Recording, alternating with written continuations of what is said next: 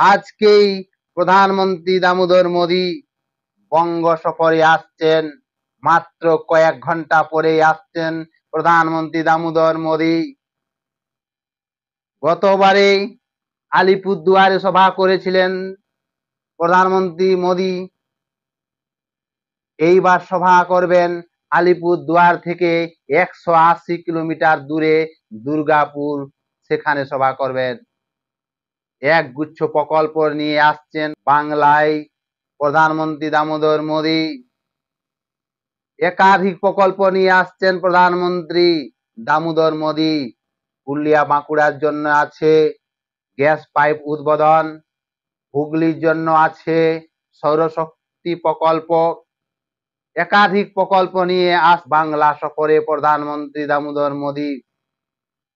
প্রথমে road show করবেন, road show করার পরে সভা করবেন, সভা করার পরে 6 কোটি টাকার প্রকল্প, সেই প্রকল্প উদ্বোধন করবেন দামোদর মোদী।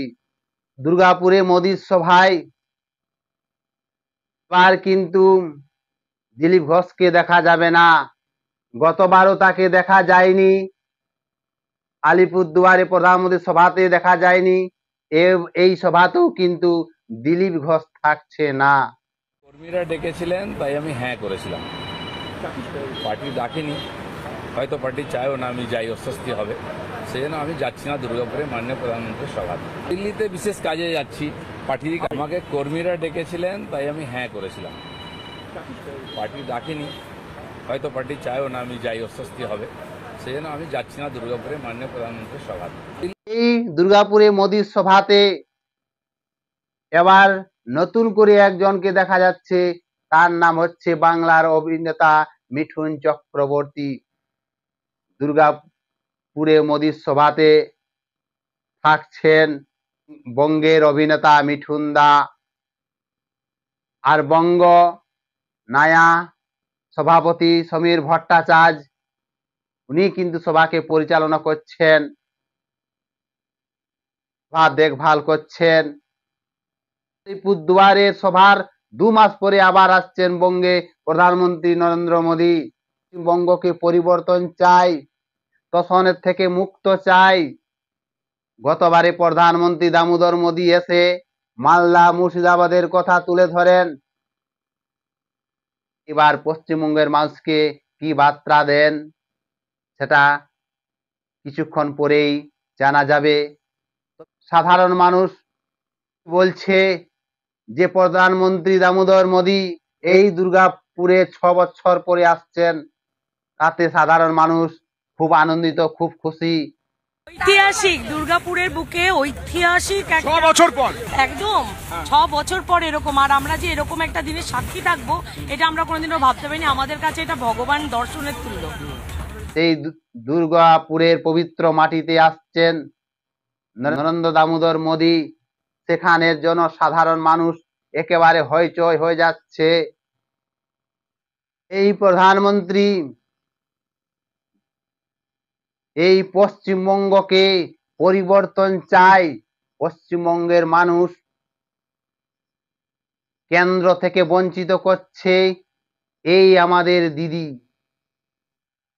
এই দিদি এখন বাঙালির জন্য রাজপথে হাঁটছেন, কিন্তু যে সময় মালদা মুর্শিদাবাদের বাঙালিরা ঘর ছাড়ে পালিয়েছিল, এক কাপড়া নিয়ে পালিয়েছিল, নিজের জীবনটা নিয়ে পালিয়েছিল, সেই বাঙালিদের কথা মনে পড়েনি দিদি?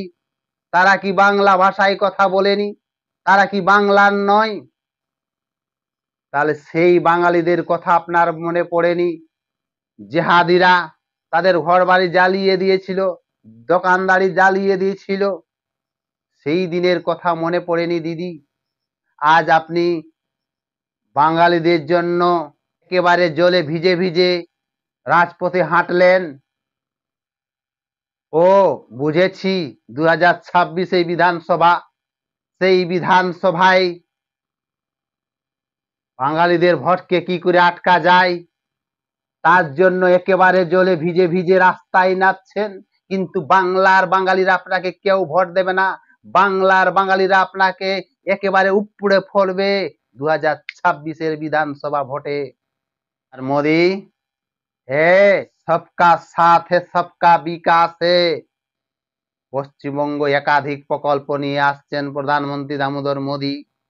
পশ্চিমবঙ্গের মানুষ যাতে মাথা উঁচু করে কথা বলতে পারে, কেন্দ্রের সুযোগ সুবিধা যাতে পায়, তার জন্য বারবার বাংলায় আসছেন প্রধানমন্ত্রী দামোদর মোদি।